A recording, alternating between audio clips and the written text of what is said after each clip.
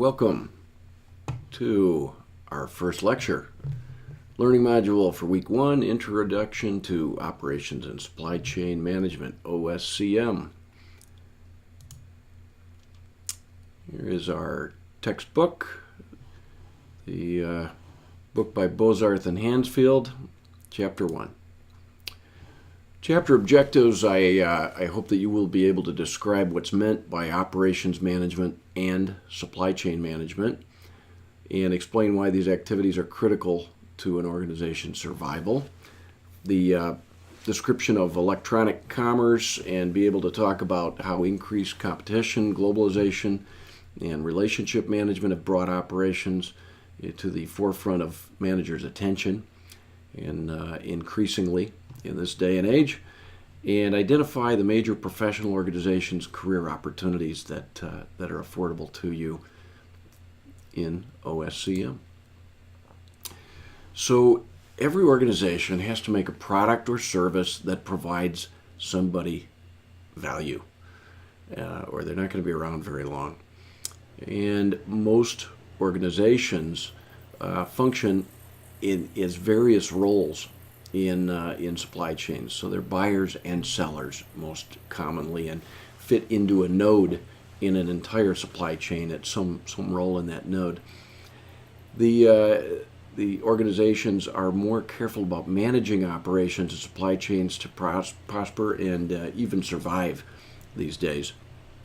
It's a trend towards more attention in this area. So it makes it an important area of study. What do we mean by operations?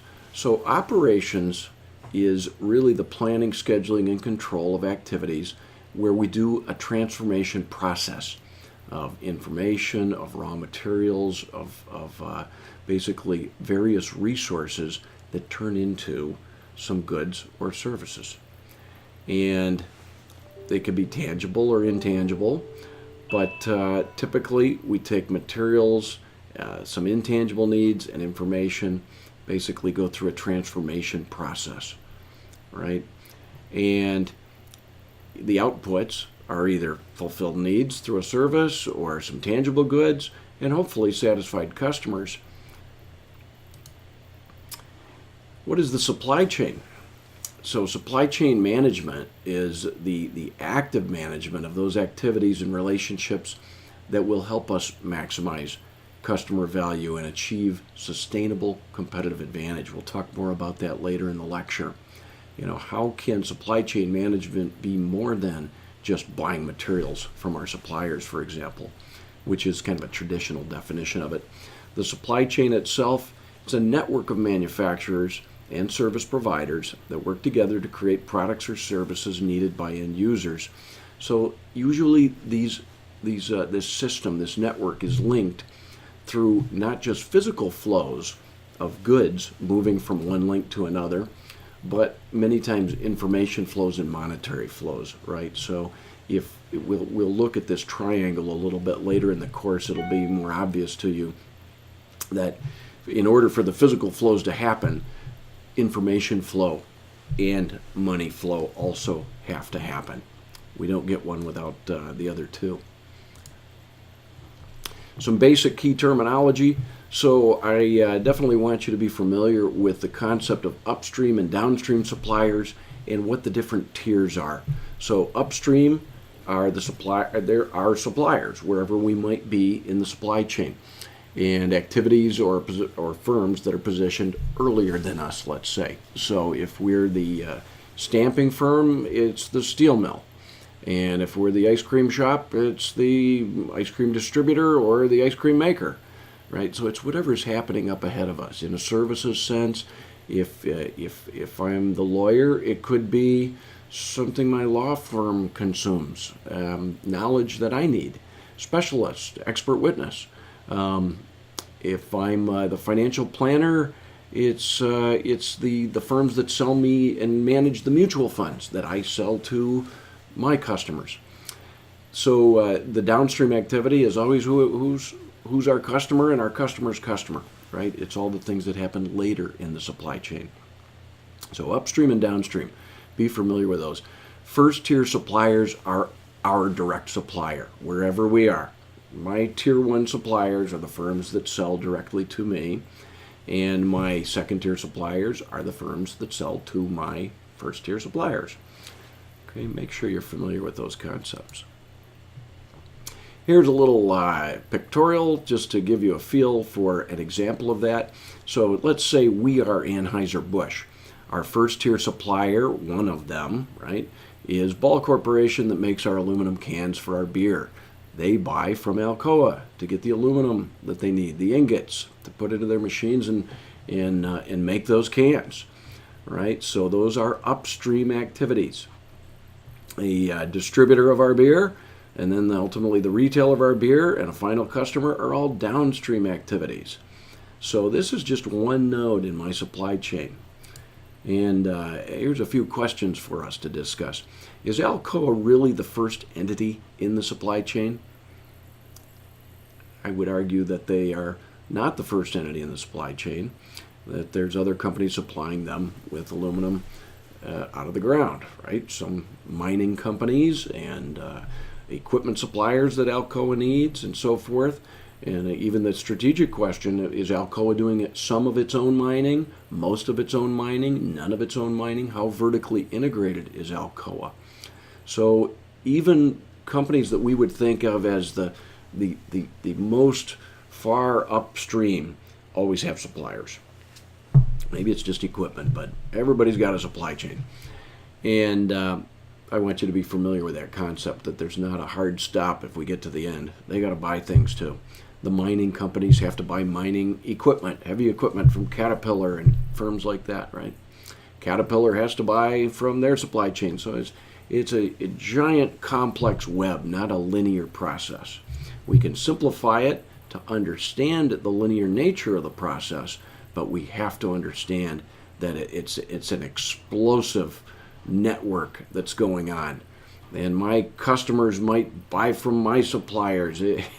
It's what makes managing a supply chain network so challenging, because it's not linear.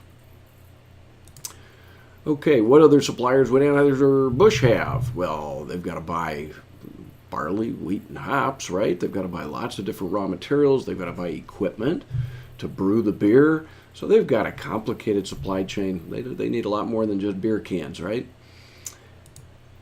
And what types of information should be shared between these companies is something I hope you'll get a feel for during the class. So, whoops, touched the wrong button.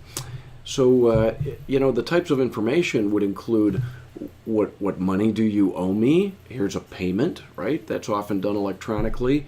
What do you want in the future? Planning volumes so that you can plan your capacities. What do we need now? Ordering volumes, released orders. What should you ship me today? And quality information. How are we doing on our goals to improve some aspect of quality or tolerances? And design information. This is the specifications for those aluminum cans. They must be exactly this size within some tolerance range. So there's lots of information that passes up and down the supply chain so that companies can effectively do business together. The supply chain's operation reference model, the SCOR model. So there's 5 areas in the SCOR model, and you need to be familiar with these. It'll definitely be on the exam. So there's planning activities, and those are the activities that try to balance demand requirements against resources and communicate that to all the participants. So planning activities could be a forecast. It could be actual demand. So most companies do some form of forecasting. Forecasts are always accurate. If we can substitute some of the importance of that forecast with actual demand signals, that's more powerful. But it takes connectivity of that complicated supply chain to pull that off. There are sourcing activities. That includes identifying, developing, and contracting with suppliers, and scheduling delivery of good incoming goods and services. You can kind of separate those two sourcing activities. One is really a pure sourcing activity, saying, who should I do business with? What suppliers should supply us with? this technology or this raw material or this raw good or finished goods information. Who should we do business with? And that's really the role of purchasing in an organization.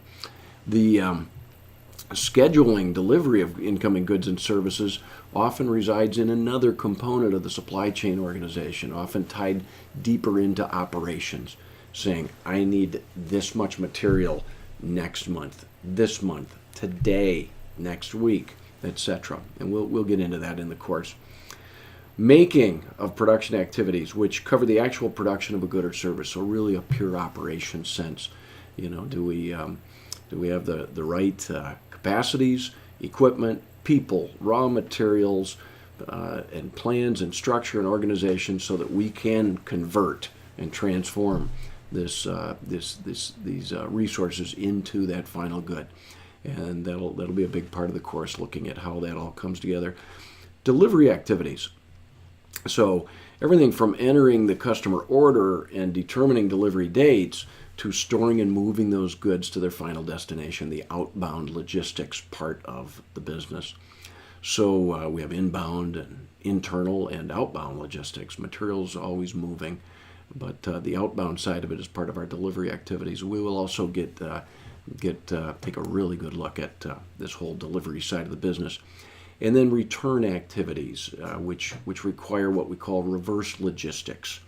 And it's usually a very different process than our forward logistics. So what it takes to get all these goods out to Costco through forward logistics are transferring large volumes of planned data to schedules and releases and so forth. Reverse logistics are a completely different dynamic with low volumes and different processes and authorizations to allow them to happen. But those let us take either too much material or defective goods and get them back where they can create value somewhere else. The move towards big box retailers and the power shift from the national brands, the Procter & Gamble's, Johnson & Johnson's, and so forth, to the Amazons and the Walmarts of the world has really developed this whole reverse logistics and return activities, because as the power shifted, those big box retailers take care of us, the consumer, much more than maybe some of the manufacturers would like us to be taken care of. And so that power shift has created a very important reverse flow of activities. Some people will spend their whole career in mastering this reverse logistics side of a business. It's very important. Here's a little graphical image to let you understand the supply chain operations reference model. And really what I just want you to understand is that inside of this network, let's look at it again from a linear sense of just saying, well, we've got a supplier, a tier one, us, a distributor, and a customer's customer, that all of these activities are active. Delivering, return, sourcing, making, etc. All of that SCOR model is active in different relationships inside and outside, connecting up and down the supply chain. Some important trends. So electronic commerce. Many people in the course now, in 2017, many of you were born on the web, right? And that's a different relationship and view than some of us who have had to grow into the web in our careers.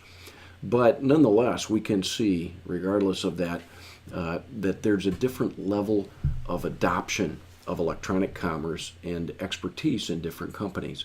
It is a strategic differentiator, but the trend is unmistakable that of growing importance in using computer and telecommunications to conduct business. The increase of competition and globalization they go in many senses hand in hand. So companies that 50 years ago felt protected by their border, saying, well, I know that Asian company, that Japanese company, or that German company or Chinese company is very good at some particular product, but they don't do business in our country. So many companies that are really good and masters of their product area have grown and taken basically such a dominant position in their home market and have turned their guns and their ambitions overseas that very often the best companies are global. As American consumers, we can buy the best products in the world in our country. There's very little we can't get our hands on. Many times it's a foreign company building here through joint venture or through their own local operations or through outsourced functions. Many times they set up and do business and production all over the world, globally. And those companies are really global citizens.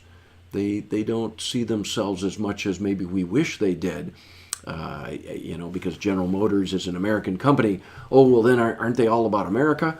Well, no, they do business everywhere. They have to think of themselves as we want Toyota to think of themselves as being part of our company, our country, and employing people in our nation and providing, a whole value stream of activities in our nation. Well, our local companies like a General Motors have to do the same in Korea and all the places they do business. China's the hot one, right? So the third trend I want to mention is relationship management. So there's been really a long-term progression in the operations and supply chain field of giving more value to long-term strategic relations with suppliers. And that's a continuum. It's not black and white. It's very gray in how it manifests itself and actually occurs. But if you could say that 50 years ago, suppliers were thought of generally as much more disposable and interchangeable, and that in a growing sense over many years, we now have a situation where a number of suppliers, at least in a company, are thought of as strategic, long-term relationships that are not lightly jeopardized or disposed of. There's a lot of reasons for that. We can get so much value out of strategic supplier relationships, but that's not true for everything we buy. So we'll talk in the sourcing module about how to segment your suppliers into different areas to say which ones do we really put our energy into these relationships and which ones are more disposable and interchangeable. Okay. So operations, supply management, and you. There are some professional organizations. I think I'll add one to this list, and that is the Project Management Institute, PMI. But all of these organizations offer professional certifications. And those professional certifications, depending on your career path, might be of great use to you. The reason I'm going to add it is I like the example of the project management professional. These people can work across different industries. They can work anywhere. They can work in the military. They can work in industry. They can work in service organizations because they know how to manage projects. And projects are how we change and improve. So if we're good at managing projects, we're probably good at what we do. Companies that can't manage projects well, organizations that can't manage projects well, tend to be stuck in time and not really executing their strategic plans as well as they could. So a project management professional, a career path in that direction, very often when we interview for project managers, we look for the PMP, Project Management Professional certification. It's true also with APEX. People that get deep into operations, into material planning and movement and so forth are showing their commitment to that career path by knowing the terminology and proving that they've tested and shown they understand all the core processes related to that. ISM and CSCMP are organizations that are more oriented towards the purchasing function and supplier management function, but they also offer there's blur between a lot of these organizations. They're not just one thing. They all want to be everything, right? But they have specialized, they're better in some areas than others. ASQ is the American Society for Quality, and if you were to want to work in supplier development or in internal quality operations, you probably would be a member of ASQ. You probably would have one or two or even three certifications out of their training and certification window. So I would encourage anybody in the class that's thinking of a career in really in any area beyond what I've listed here. If you're going into finance, Know those professional organizations. If you want to be in human resources, know those organizations. Many times you can join as a student for free or very low cost, start receiving some of the materials, and that puts you in tune with practice. In academia, we're heavier on theory. These organizations are heavier on practice. One isn't good, one isn't bad, you need everything. Theory is powerful. How it's applied is powerful. These organizations can help show your commitment to your career path and in the end provide you a nice thing outside of school and outside of your company that links you to your commitment to your career. Some different career paths. I'm not going to read all of these because the list is exhaustive. I could come up with 100 things more, right? But this is just to give you a feel that there's so many different areas in operations and supply chain. It's a fragmented field that's coming together under this OSCM banner. People have been practicing supplier development for 50 years, but they didn't call it operations and supply chain. We've had analysts, service managers, transportation managers, buyers, all of these things. They're not new, but trying to coordinate them is new, and it's exciting, and it's growing.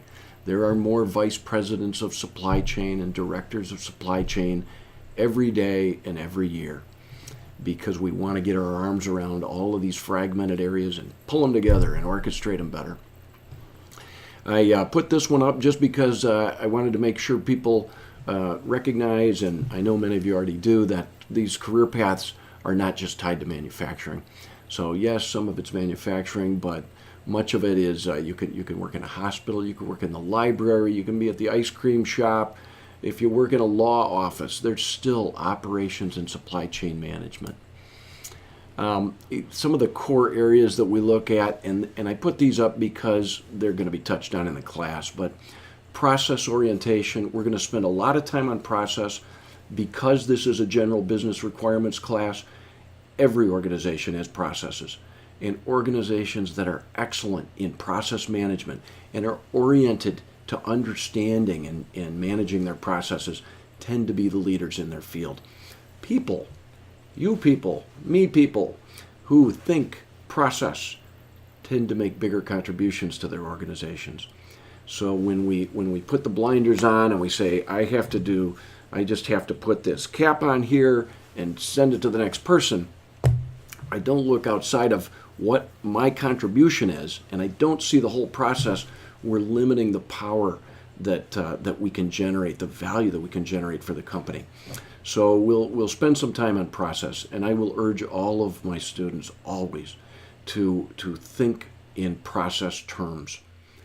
Think of how what you're doing fits into the bigger picture. How is what you're doing important to your internal customers, to the company or the organization's end customers?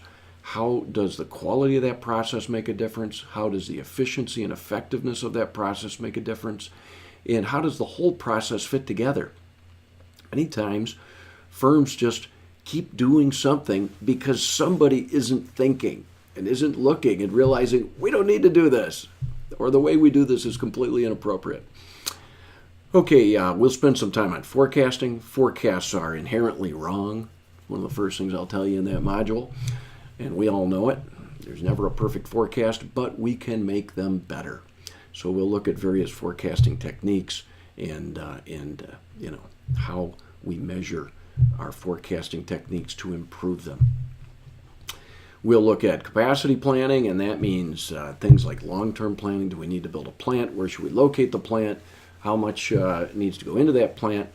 And near-term capacity planning. How flexible are our production lines? And how can we deliver orders next week? The near-term stuff.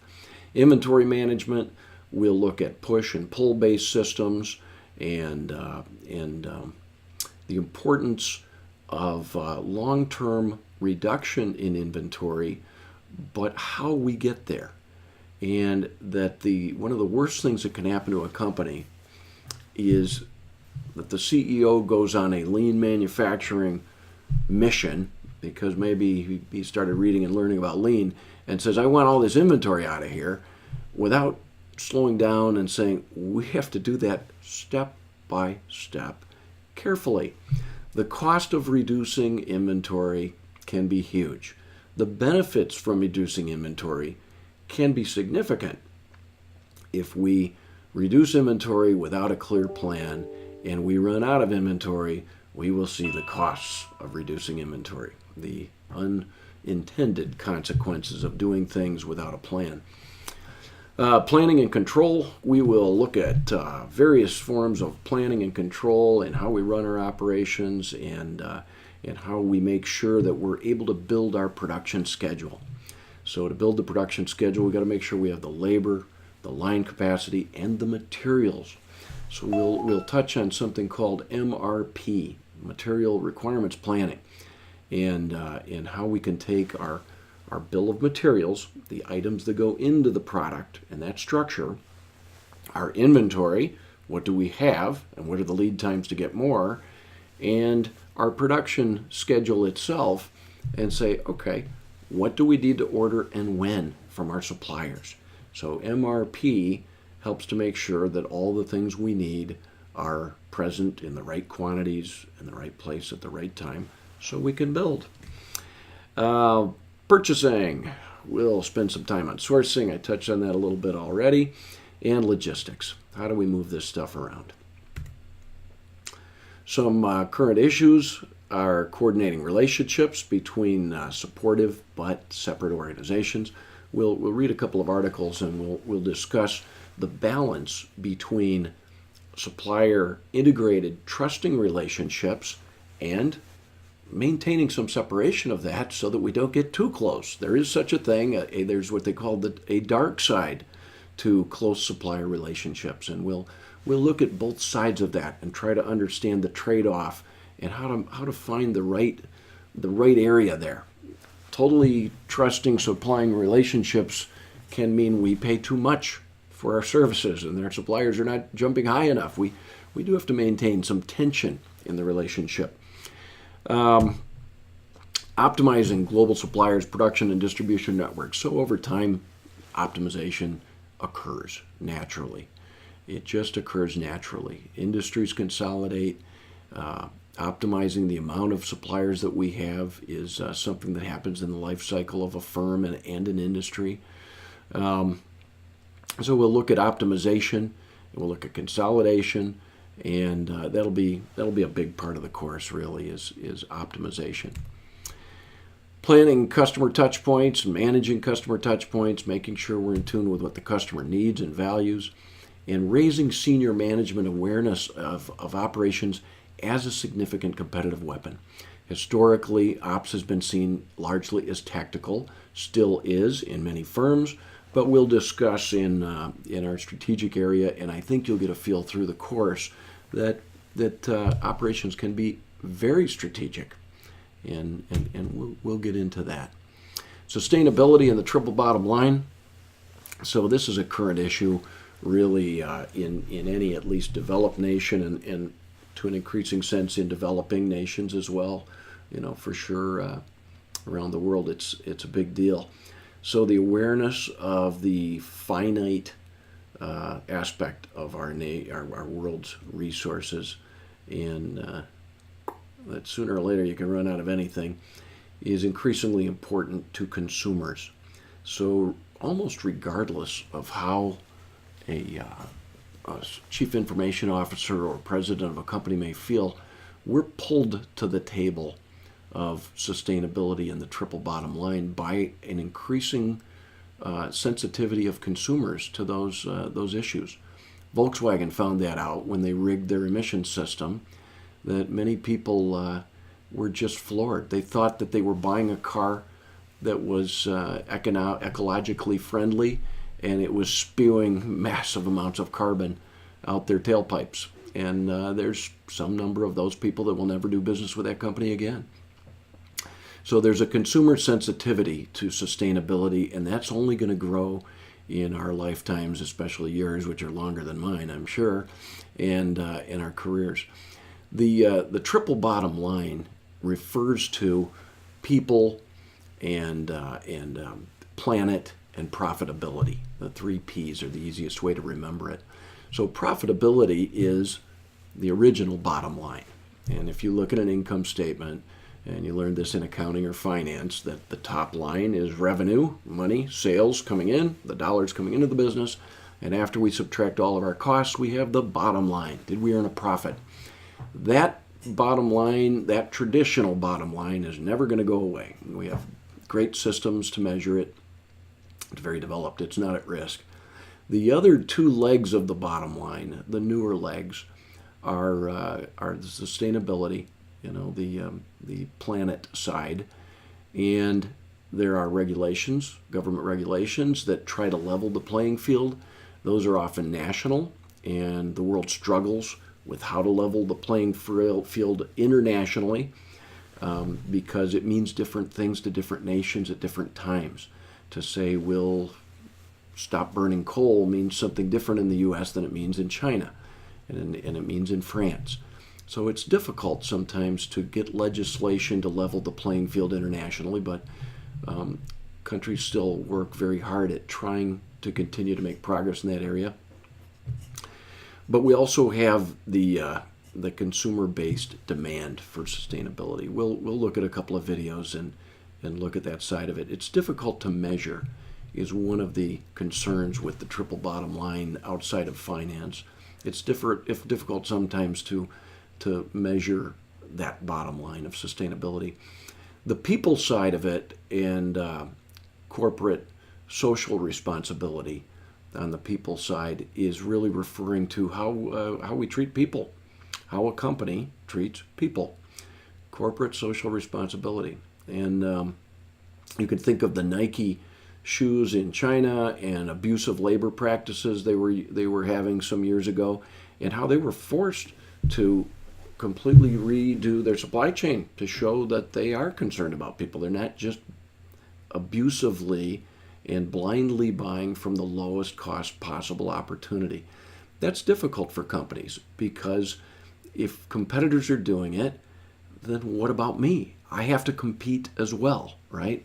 So it's difficult, but there's ways, and with commitment, firms find ways, and consumers again are increasingly holding all of us, you and me, everybody, each other, accountable to this triple bottom line.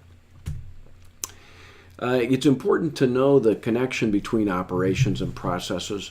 So a process is any activity or group of activities that takes one or more inputs and transforms them and provides one or more outputs for its customers. So you could be buying a bunch of ice cream and transforming that into ice cream cones. There's different scoops or different flavors, but at the end of the day, it's an ice cream cone. You could be a lawyer that transforms knowledge into a very specialized output for your client. And you could be a manufacturing firm that buys raw materials and transforms them into finished goods for consumers, or maybe just for your customer in the supply chain getting to the consumer. And so the operations is a group of resources performing all or part of one of these processes.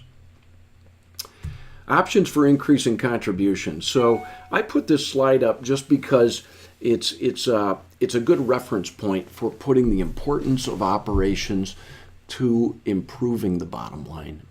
So in meetings that I've had, and that probably some of you have had and will have in your futures as managers, sometimes the company's not earning profits to the extent forecast, committed, planned, and we need to look at a way to recover from a profitability point of view. So in this example, the first column shows we have $100,000 in sales, in revenue, our top line, right, on the income statement. We have a cost of goods sold, a gross margin, which is the balance of those. We have finance costs, subtotal, we got to pay our taxes, and we have a contribution. It is our profit. That is the profit of our business, the bottom line.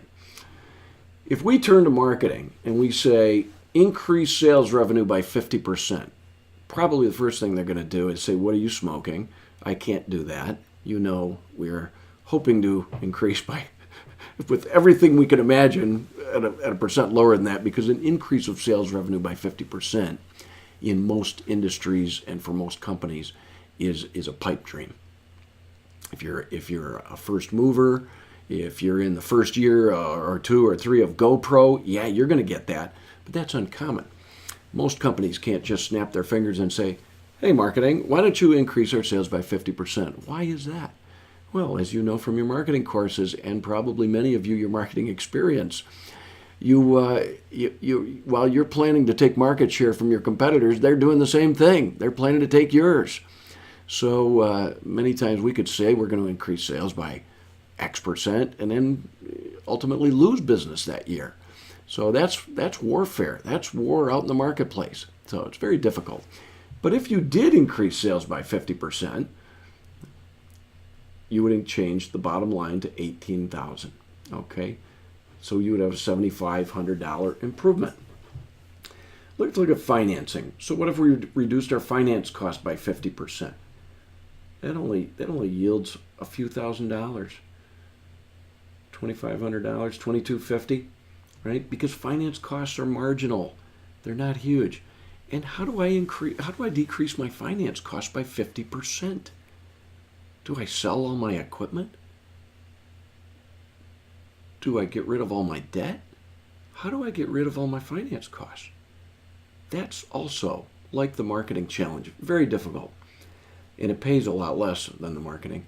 On the other hand, operations has so many levers, the last column, at disposal, that whenever you're in that conversation and you're going around the management team saying, what can human resources do? What can engineering do? What can purchasing do? What can finance do? What can marketing do?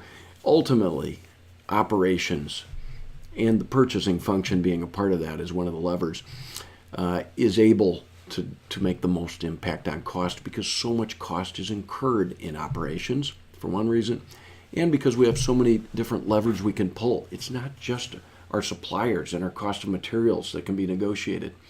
There's how many shifts we run and how we process each job and how much inventory we hold, and so many different cost drivers in operations.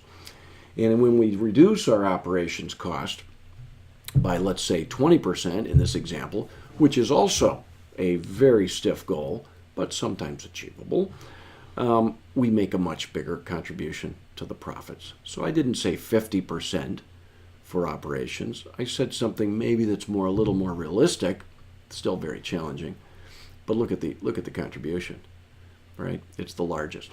So that's I hope the takeaway you'll realize is that operations helps us dial in profits and address profitability from a tactical sense, right? Much more quickly than some of the other options. Okay, here's just a quick diagram how processes work. Just that, we've got our inputs, we've got our outputs, we have internal and external customers, and we have some complexity of these processes and operations and their interplay between each other, and we have information on performance as a feedback loop that helps us continuously improve. The role of operations in an organization, in this pictorial I oversimplify, right, and say that between finance, operations, and marketing, we really can contain at a theoretical level at least all of the key functions of the organization. So finance brings us the capital, the money we need to run our business. The faster we're going, usually the more money we need, and of course to start up. And sales and revenue comes out of marketing. That it's their job to find new markets, to help plan products and make sure engineering designs the right products, and to get those into the hands of customers. But that operations, basically as that primary cost driver, is doing all of that transformation of inputs into outputs. And these three legs really rely on each other. And we can desimplify the model and say, well, inside of operations, we have purchasing and engineering and manufacturing and quality and all these different functions, right? And you can do the same in marketing. You can say, well, we have all these different functional activities inside of marketing. We have advertising, public relations, we've got sales, we've got customer service and different areas. In finance, we can decombobulate that one as well and break it down into some key functions. This slide is just to give you an idea of how OM can be strategic and thus exciting to work in.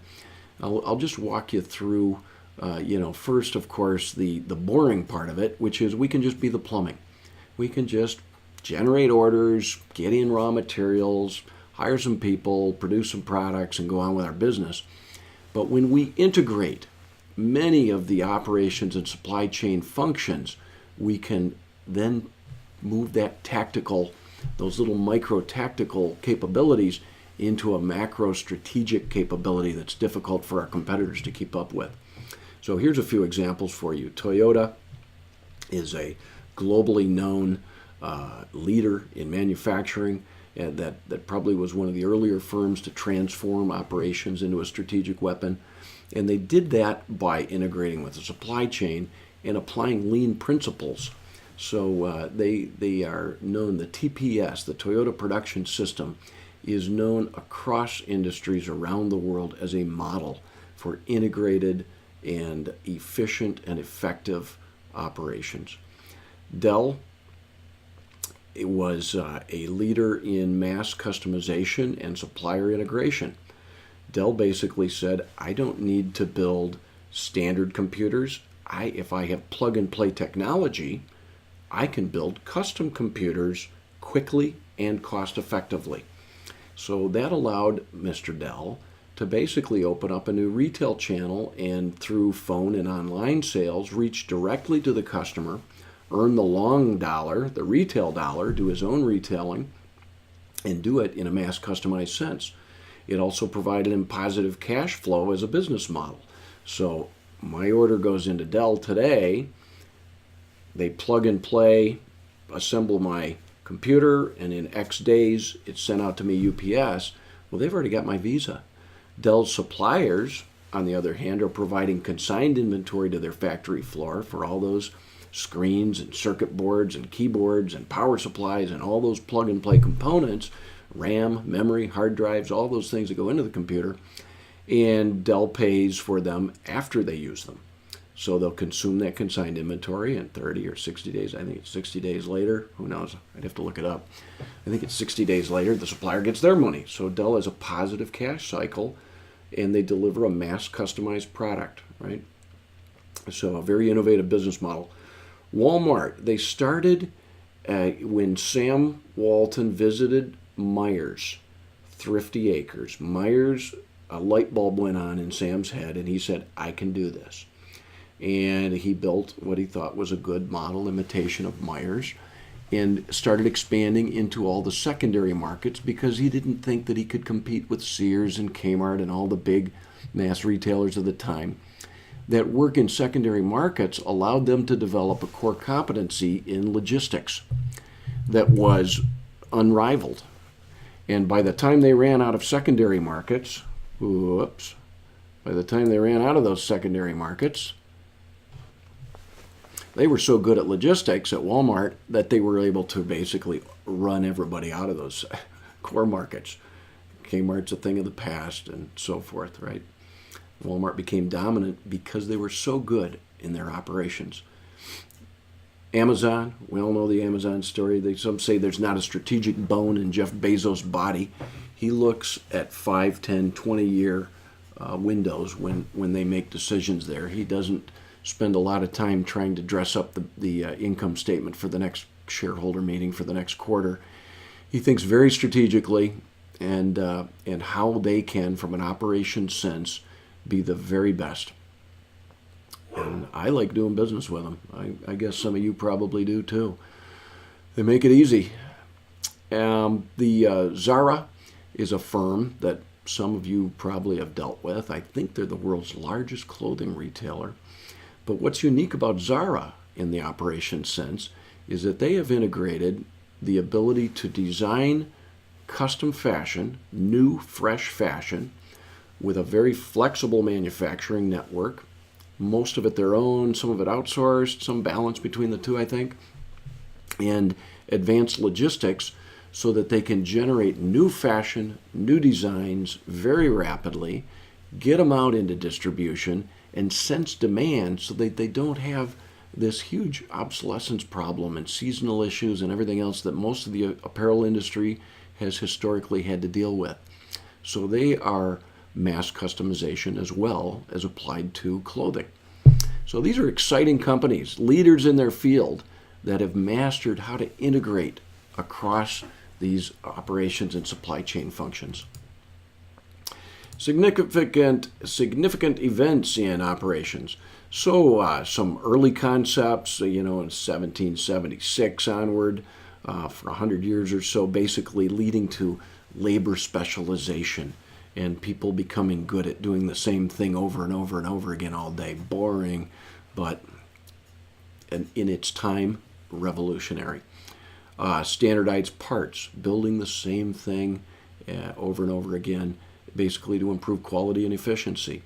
That turned into the scientific management area, where we started looking at motion and time studies and really optimization, looking at processes through Taylorism, queuing theory, and the mass production era really took advantage of its predecessors. And Henry Ford, our local here in Michigan, right, is a known innovator in mass production.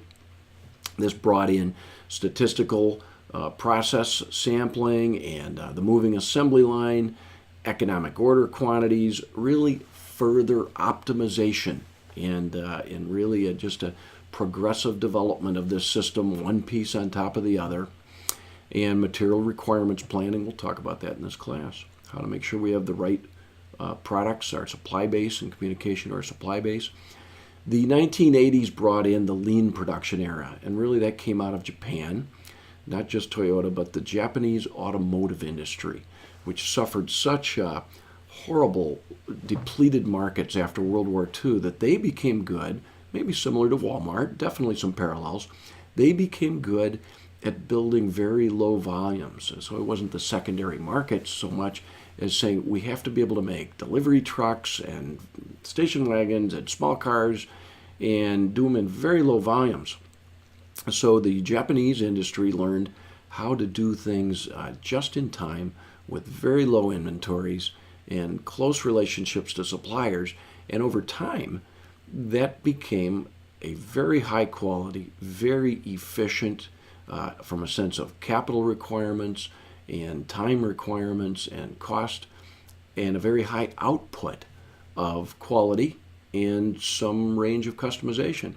So that lean era has really gone, beyond automotive. All automakers, manufacturers practice lean in some form, and there's a transition going on that I think I'm sure many of you that go into manufacturing will see in your careers. This gradual transition from the mass production era into the lean production era, because it's different for every company. And in every industry, the levels of adoption, the speed of adoption, and which aspect of adoption makes sense in the context of that company's competitive dynamics. So we'll spend some time on lean and learn more about that in the class. Globalization era now. So take all those previous things and just think about the transnational and the multinational companies, really citizens of the world, and the growth of their organizations through acquisition, through greenfield operations, through joint ventures, and then the triple bottom line that comes along with globalization. So be familiar with that continuum, and I like that slide. I hope you found it interesting. It's fun to put things sometimes into a over hundreds of years context of where are we standing today, and you can start maybe thinking of where things are going if you can see where we're coming from. I do want you to know the difference between goods and services in the course. A lot of the textbook is goods centric, manufacturing centric, but if you are in a service industry, you can apply these concepts. We won't spend a lot of time on services, but we'll spend a little bit on it. And it's important, I think, for especially those of you that are in career paths that are going to lead to services, to have a feel for how operations applies. I'll try to mediate that to some extent, but I will test you on this slide. So I want you to be familiar with being able to differentiate between the two characteristics across some of these dimensions. So I'm not going to read them all, but just for an example, most services are intangible. So riding in an airline seat is a service. The tangible side of that, it's the seat. The seat, it had to be built. You can touch it and feel it. Most services are produced and consumed at the same time. So a haircut, a lawyer's services, whatever it might be, a meal at a restaurant. It's made, it's custom for us, and we eat it, and we consume it, right? However, a product can usually be kept in inventory. The beauty care products, or etc., all the things we manufacture, we can inventory those things. Services tend to be unique, custom tailored to us to some extent, and other products manufactured tend to be standardized, like an iPod or whatever you want. Services tend to have high customer interaction, and the products tend to have low customer interaction. We're building all these. For sure, we have a relationship to our customer, but we're not custom, usually on the services side. You can make exceptions to that and say, well, wait a minute, what about Dell you just told us about? But even there, those are standard components being custom configured, right? So there is a blurry line between goods and services that they're not absolute, but this page gives you a representation of maybe more of an absolute sense. You can read through the rest of those, and please make sure you're ready and understand those for the exam. Exam number 1. This concept is good foundationally, understanding efficiency, effectiveness, and value. So efficiency is doing something at the lowest possible cost. How do we use our resources? If we use them well, we're efficient. And that makes sense at face value of the word. When we throw effectiveness into the conversation, it can start getting a little confusing. The words they look similar, they sound similar. Effectiveness is doing the right things to create the most value for the company. That can be an internal or external customer, but are their needs met? The way that I encourage students to remember the difference between the two is just the technique I've used is effectiveness creates value, and there's a V in it. So if you put value into your thoughts, effectiveness is saying, do our customers value what we're doing? Can we generate more value and be more effective for our customers?